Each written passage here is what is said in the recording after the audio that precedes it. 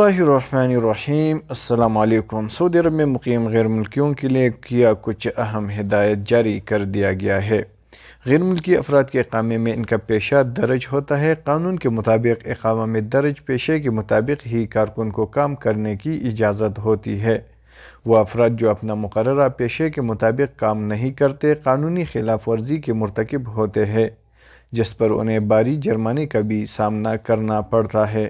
اقامہ میں پیشہ تبدیل کرانے کے حوالے سے جوازات سے مختلف قسم کی نوعیت کا سوال پوچھا جاتا ہے، تو جوابات نے اس کا جواب دیتے ہوئے کہا ہے کہ وزارت افرادی قوت و سماجی بہبود آبادی کی ویب سائٹ پر پیشہ کی تبدیلی کی سہولت فراہم کی گئی ہے۔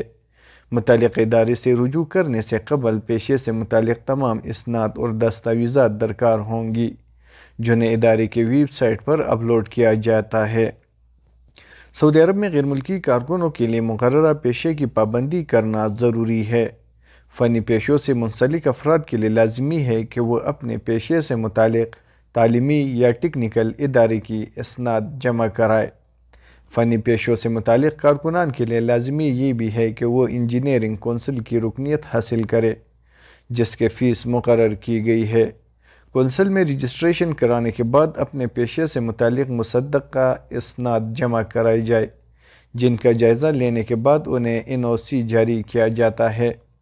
کونسل کی جانب سے جاری کردہ NOC کی بنیاد پر اقامہ میں پیشے کی تبدیلی کی جاتی ہے۔